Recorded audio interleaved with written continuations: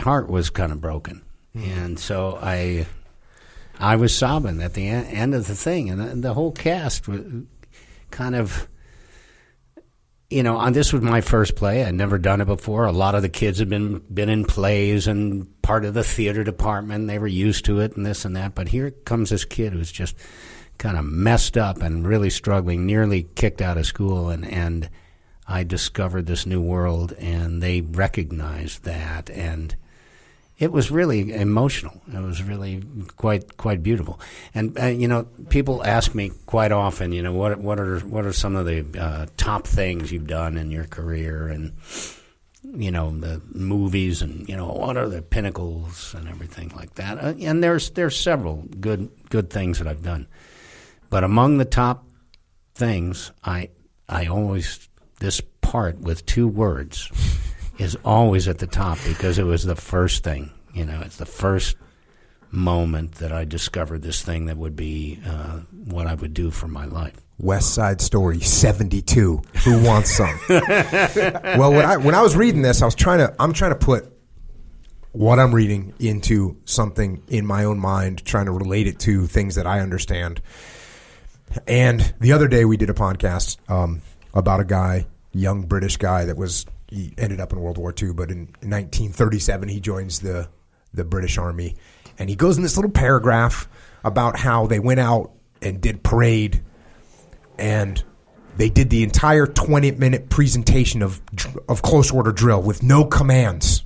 So it's just silent until the last thing. They give one command and everyone executes the one command.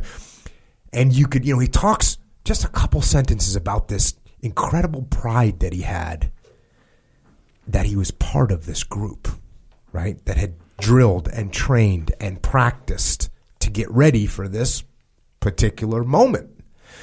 And I was thinking, okay, well, that's what you have here, right? Well, that guy was a young kid that joined the Army because the civilian life didn't have much to offer him as a 16-year-old British kid in tough times. And here you are, tough times, young kid, and all of a sudden this group is there, and you got to practice and train to get ready to do this presentation. Then you do it. And the big difference is in this one, you're allowed to kind of express your emotions.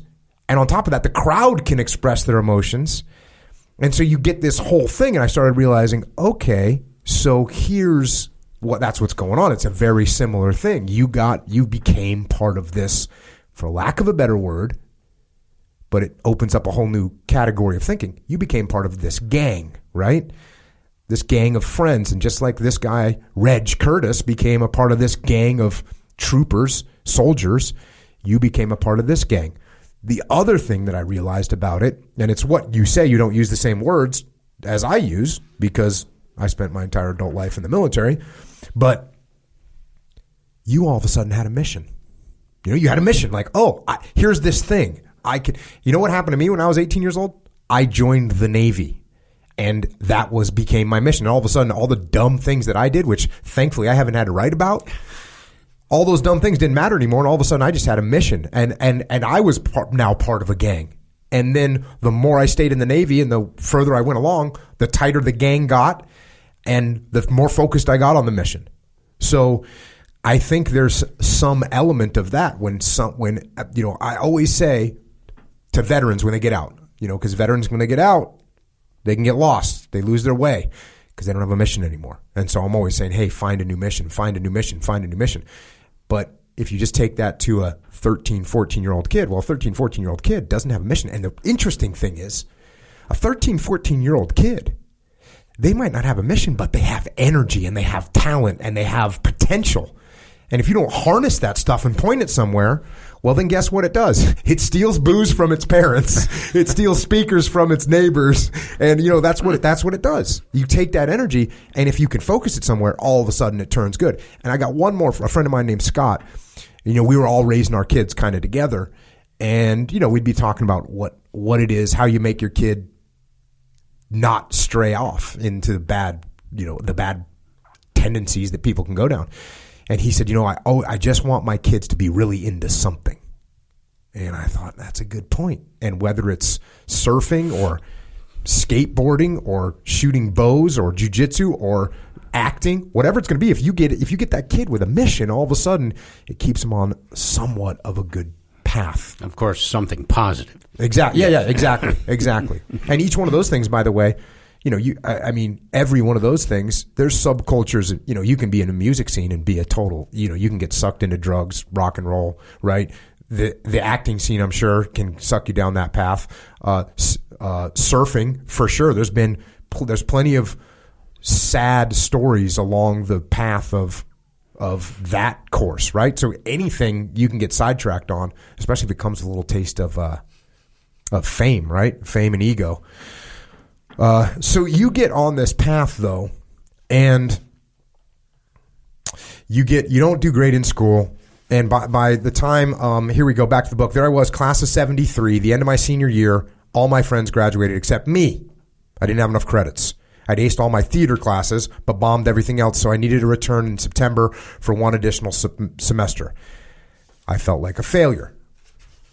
So, that's got to suck. I remember. That was hard, yeah. And then you say this, in January 1974, I finally graduated from high school. Today, if people ask, I just laugh and tell them I was part of the class of 1973 and a half. College wasn't on my radar. I just wanted to keep doing plays with these pals of mine. So with two friends who were still in high school, Rick Argosh and Leslie Wilson, we gathered some other kids we knew, and we got ready to do a show. My parents knew the architects of a Unitarian church in Deerfield with a big open space. I asked them to ask the church folks if they would let us do a play down there, and they said yes. We started rehearsing a play called And Miss Reardon Drinks a Little, a complex comedy about three middle-aged sisters who face their problems after the death of their mother. Since everyone was still in school except me, we rehearsed after school hours and into the night. It felt great to be working on a play again in our own little space, an idea that was almost all our own doing. During rehearsals, we got ready to print programs. And I said, okay, we need to call this outfit something. We threw out all kinds of names. Rick was reading a Herman Hesse novel called Steppenwolf.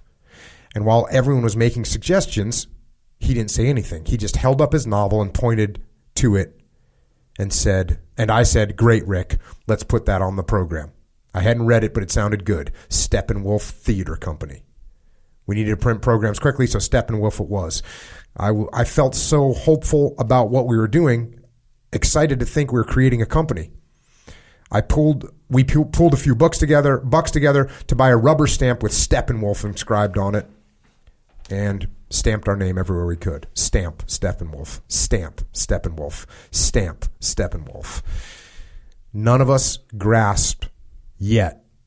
What none of us grasped yet was the magnitude of the moment when Steppenwolf was named. What we couldn't see was a bigger future than any of us could imagine, something that would last for decades and is still going strong today. The Steppenwolf Theater Company of Chicago. Pretty big moment. Yeah. Pretty big branding moment. Now, did you know the band Steppenwolf? You had to have known the band sure. Steppenwolf. Yeah, I played some of their songs. And you didn't think Born that to was be Wild. You didn't think that was kind of encroaching on their style? Well, like I said, we were looking at the book. We weren't thinking about the band. We just looked at the book. And it's the book. It's like the conflict. It's the dichotomy, right? Sure. The dichotomy.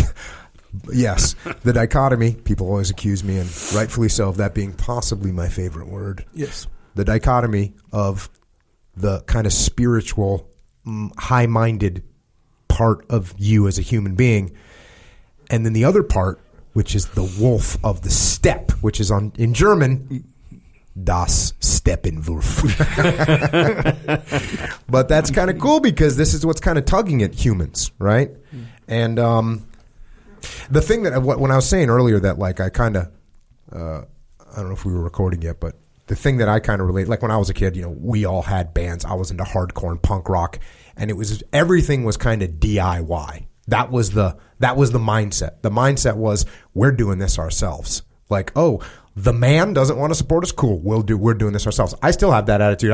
I started my own publishing company. Why? Because I didn't like what my publisher said about something. I was like, cool. I got this. Watch this. I have my own publishing company now. So that attitude, it's pretty cool that you guys had this attitude of, yeah, we're going to start our own theater company.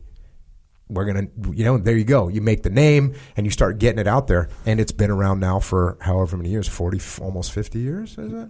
Well, it's 46 years. Yeah, and we own several buildings that we built from the ground up. We're building another one right now.